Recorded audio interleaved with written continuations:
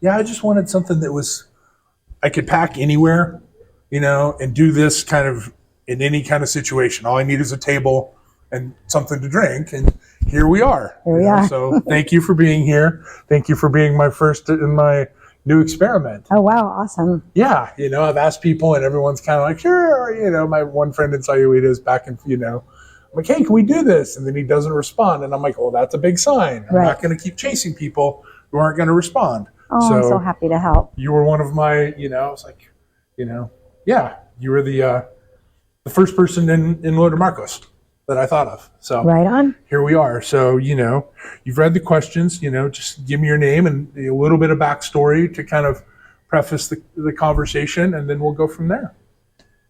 Let's see. My name is Molly Lannon Kenny, and I will be 58 years old in June.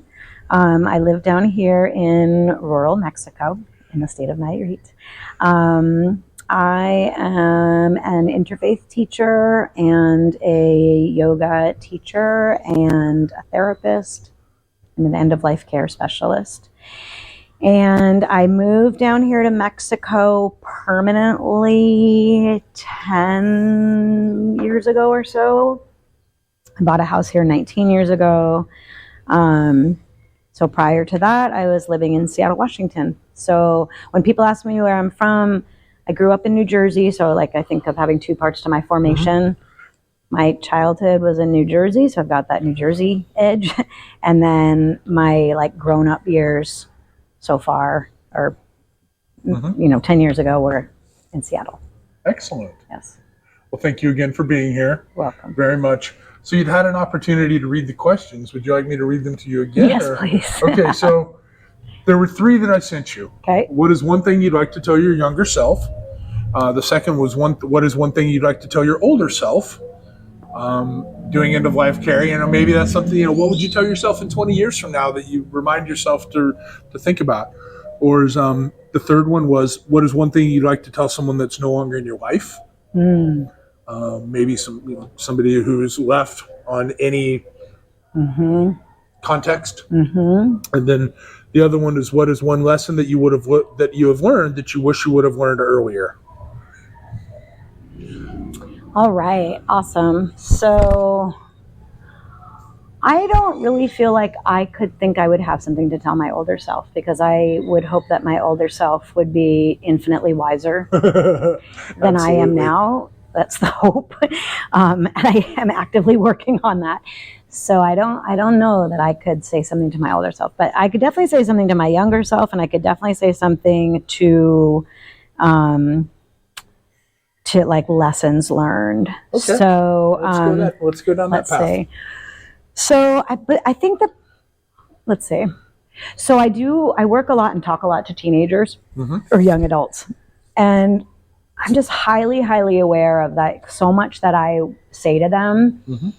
I think they hear it, but there's also this sort of okay, boomer, got that. I'm not going to be that when I'm older. I'm not going to have that issue or something like that. So that's I guess how I always want to preface things when I think about talking to somebody younger, even if it's my own self, is knowing that words of wisdom are just they're going to root or they're not, or they're going to root somewhere. Yeah. So, let's see. So in fact, just yesterday, I wrote to my group of teenagers in my support group, and I actually said something to them. So maybe this is one of the things as a woman or as a guy. So when I was in India, this is not what I thought I was going to tell, but when I was in India, one of the young girls from my group wrote to me, and she's like, "Are you available to talk?" I wasn't, on the other side of the world. And she said, "I was sexually assaulted at a concert, and I just need someone to talk to or whatever." And I said, "Did these other kids know about it, the other kids in the group?" She's like, "Yeah, they've reposted it. They don't like this kid." And, okay, so I was like, "Well, I can talk to you when I get home." And that very night, I was out with my husband walking on sort of a boardwalky Malakon thing. And in India, people ask to take your photo all the time, absolutely all the time. And I usually say, yes, it's cute and they're so excited, and it's weird because they want you to hold their baby. They want you to be in the middle of their wedding photo, just because you're white. So I always say yes. And on this particular night, the night before I left, these guys asked me to take my picture, and I was like, sure, whatever. And then there was something about their boy energy, like there were a few more and then a few more, and something, I could just feel it as a woman. I was like, yeah, there's too much boyness here right now. And so I called to my husband. He came walking over, and just exactly right then, one of the kids like grabbed my boob. And so my husband, I was like, what? Whatever, you grabbed my boob. And then I'm 58 years old too, folks. So like this young nubile thing or whatever, right? So my husband goes and he like grabs him here. He's like, but then he let him go. And I just was so enraged, and I was like, you need to understand as a man, like that always that never stops. It never ever stops for women. It was there from the beginning, and it will never stop. And you have to like call it out. And then we sort of got into it, and he was like, what did you want me to do? And I was like, I wanted you to beat him up or something, whatever. And then we ended up running after that kid, and the kid ran. We didn't catch him, whatever. And it kind of put a little bit of a pale, is that the right word, on our whole evening. So then yesterday, I get home, I'm walking Gala on the beach, middle of the afternoon, and Gala, my dog, goes running up to some little kids, and she kind of barks at them, and they started, and I was like, oh my God, I'm sorry, and they were like, no, it's totally fine. And then there's this other like young boy, man, kind of behind me, he's like, hi, and I think he's with the people I had just interacted with, and he says, oh, cool tattoo on your hand, can I see it? And I was like, sure, and I put my hand out, and he grabbed my hand and did like an obscene gesture with my hand, and I yanked it away, and then went down to the water, and I was like washing my hands. And so this is really weird that I'm telling this story, but I ended up going home and writing to these kids and saying, I need you boys to know something, and then I need girls to know something too. There's so many things, but this is one thing. Boys, men, if a woman says someone's creeping on them, or someone is creepy, or someone said a creepy thing, or someone looked at them creepy, or whatever, then that happened. Like, there's no room for the boy or the man to be like, are you sure? Like, they didn't mean it that way. Like, really? Yes, that's what happened. That's one thing. Another thing is that you, like, when you see kids, well, I guess I could go to bullying in general. Like, I just mentioned somebody to Burke that I have really bad feelings towards in this town, because they are just like really a bully. And I feel like that's another kind of bullying. What I would tell my younger self is like, one, don't be a bully. Don't be a bully ever. And when you see someone else bullying someone, like, always step in. And yeah, I think that's a huge thing. So that's what I would tell boys. And also, like, don't let yourself get caught up in that energy where suddenly, like, you're crossing a line that you probably actually wouldn't have had you not gotten caught up. So, like, be vigilant. Like, you can feel it too, whether you're a young girl or a young boy. You can feel when the energy is getting amped up. Then, move away. And girls, women, non-binary folks, like, same thing. When your intuition is that something's weird, it probably is, and go with it. And don't worry about being like paranoid or whatever. Like, if it's weird, if it feels weird, it probably is. And fight back instantly, and don't second guess, like, even did that thing just happen? So that was not what I thought I was going to say, but since I thought about what would I say to my younger self, and I had just literally said that to a bunch of like my younger selves, I wanted to share that. But I think the bigger thing that I would want to tell my younger self is that, and this is at all stages of my life, so my younger self being at 56, right? Just a constant reminder that things are always going to be changing, and so much of what's really hard for us in life is this feeling of that, like, this is it, this is the final thing, and that this is what the final thing should look like. So whether that's like, I did all this in my career, and so that should end up looking like this. I've done these things, so a bank account should look like this. That I've, followed this like heteronormative or not, relationship trajectory, and so this is what this should look like. Just constantly reminding oneself that that's actually not true. Like, anything can look like anything. And having just come back from the other side of the world, it feels particularly close and present to me. And so, yeah, that when we're in a lot of pain, one, to know that that's going to pass, it will change in some way, even if it's the worst pain you can imagine, even if it's like losing someone you love, like, you will be able to get through that. So you just have to hang on every day.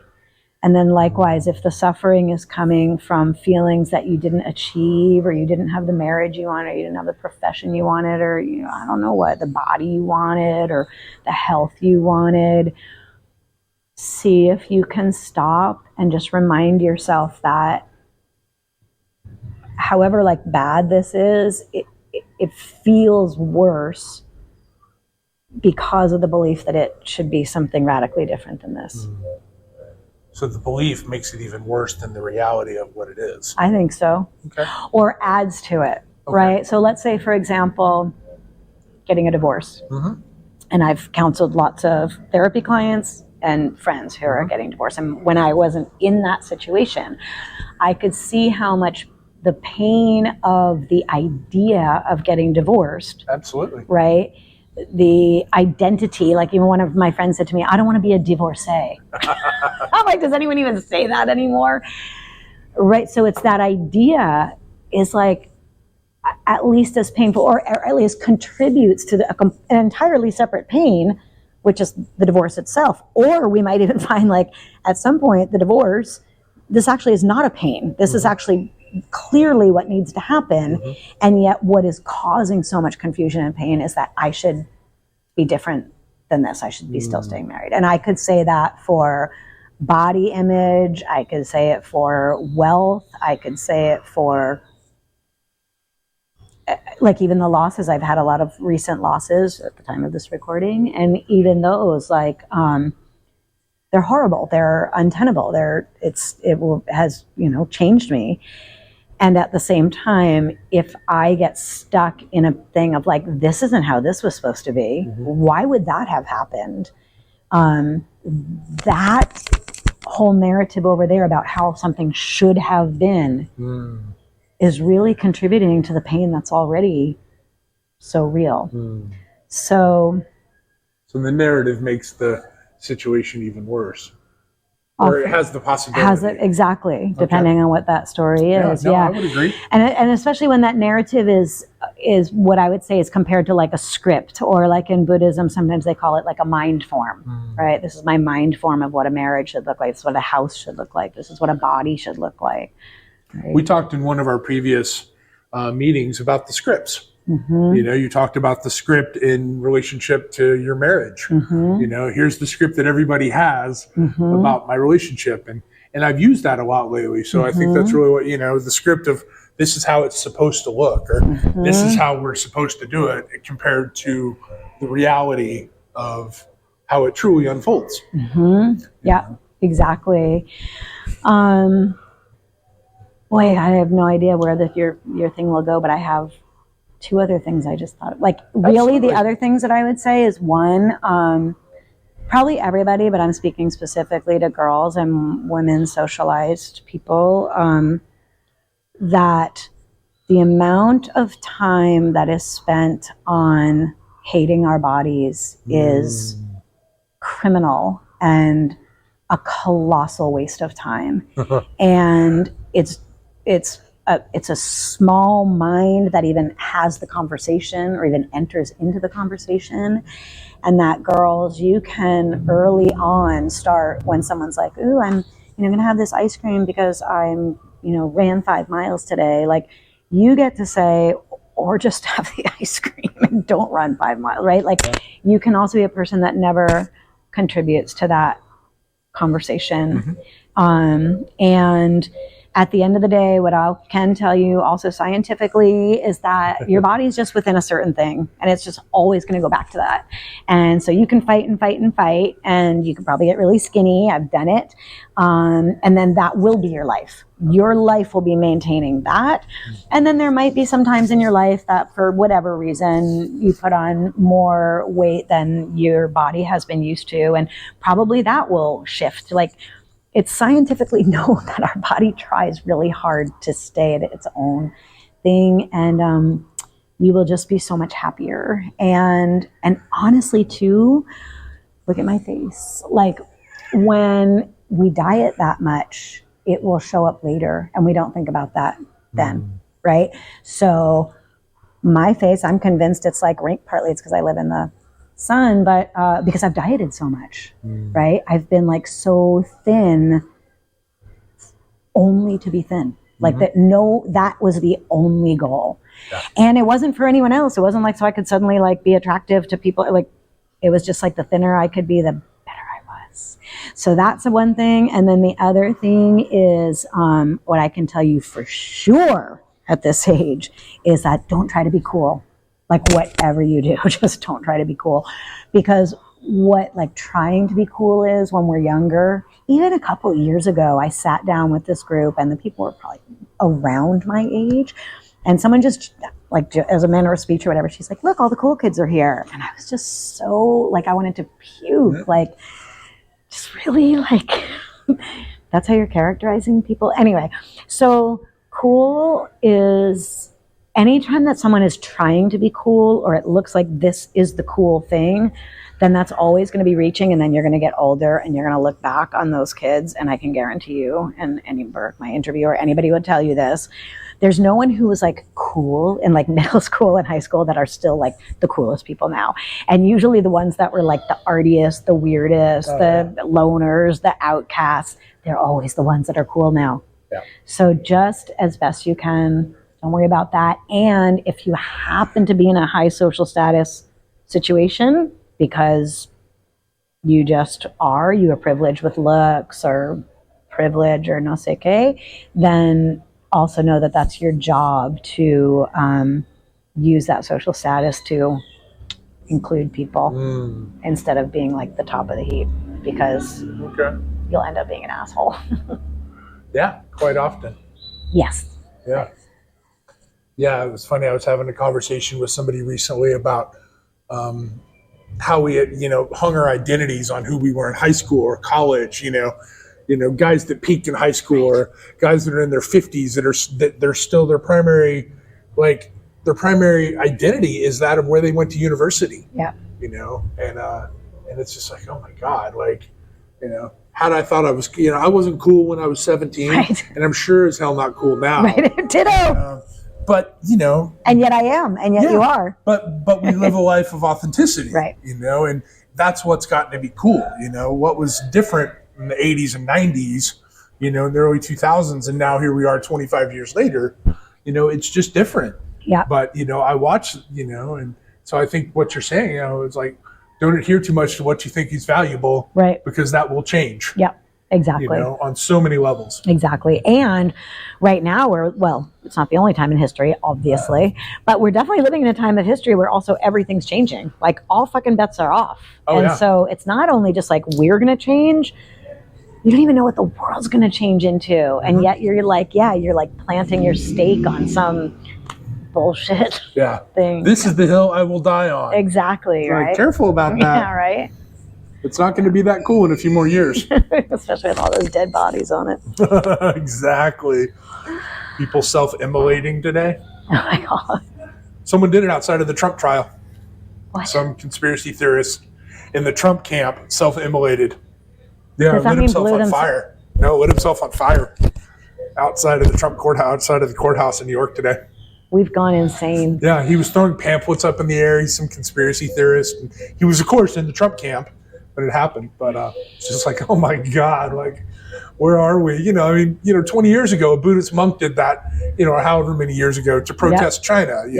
Exactly. Then weeks ago, a U.S. military person did it to protest, what's happening in Gaza. But God, somebody's now doing it, protesting, the injustice for Donald J. Trump. Oh my God. Oh yeah. Whole nother Be a conversation. crazy time. Yeah, exactly. Well, thank you, Molly.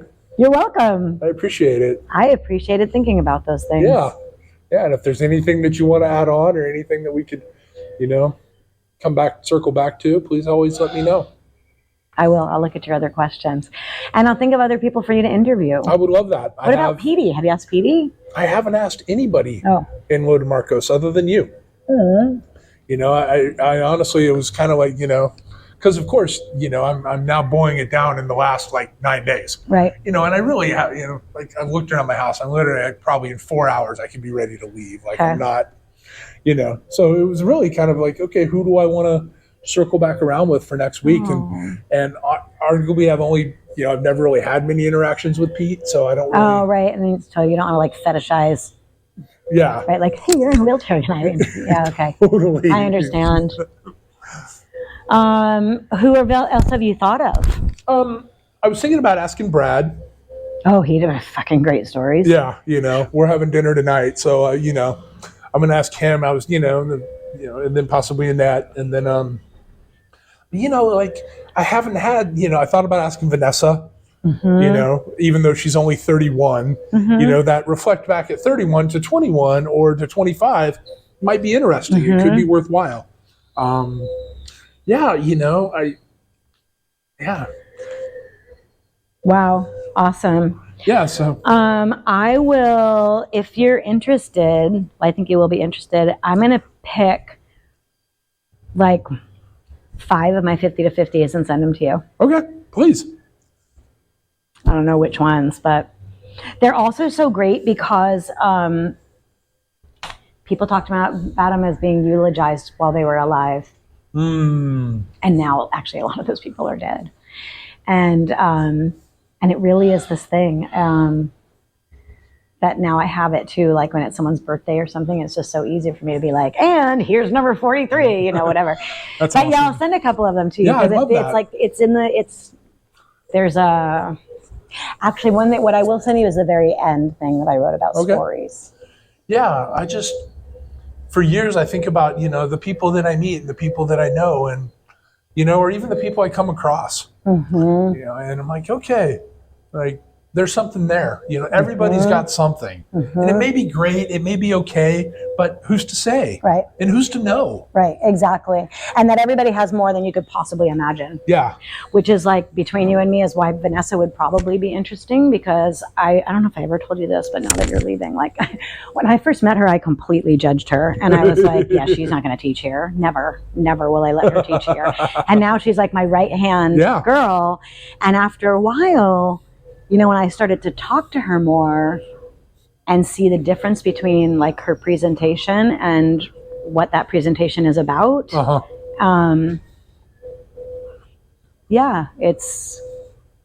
it's a lot of woundedness being covered up by I know I got this. Yeah. And so there's actually a lot of depth there, and there's a lot of hurt there, but a lot of. Okay, I will reach out to her via Instagram today. It's just a thought. Oh my God, that wasn't recorded, was it? Everything I just said about Vanessa? Of course it was.